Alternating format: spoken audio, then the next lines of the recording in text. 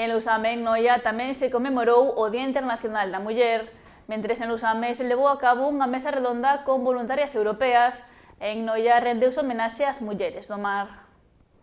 En Lousame, o Concello organizou unha mesa redonda na que 11 voluntarias europeas reflexionaron sobre a situación da muller en distintos países. Durante o encontro reclamaron unha maior celeridade da xustiza á hora de actuar ante casos de violencia de xénero e outras vulneracións de dereitos. O acto celebrouse no Salón de Plenos, onde as participantes ocuparon simbólicamente os asentos da Corporación Municipal. O alcalde Esteban Ares destacou que esta imaxe representaba o que podería ser unha corporación formada íntegramente por mulleres. Me podo atrever a decir que casi ningún concello en Galicia pode facer.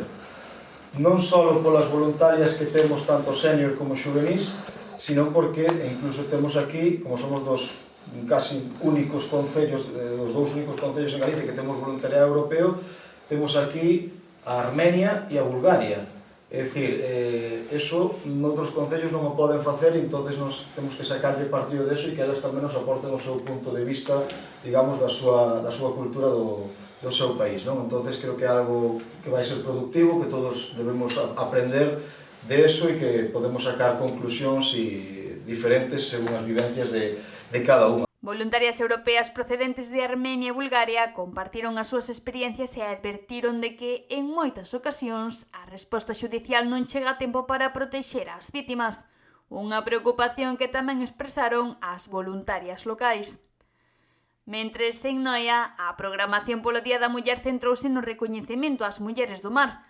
O Concello inaugurou a Praza das Mariscadoras, situada ao inicio do Paseo Marítimo, un espazo que durante décadas foi escenario da actividade das traballadoras do mar.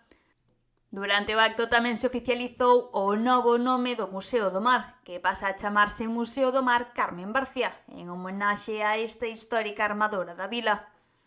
A concelleira de Igualdade, Chelo Martínez, destacou que estes recoñecementos buscan poñer en valor o papel das mariscadoras e das mulleres vinculadas ao mar, que durante anos contribuíron ao desenvolvemento económico e social de Noia.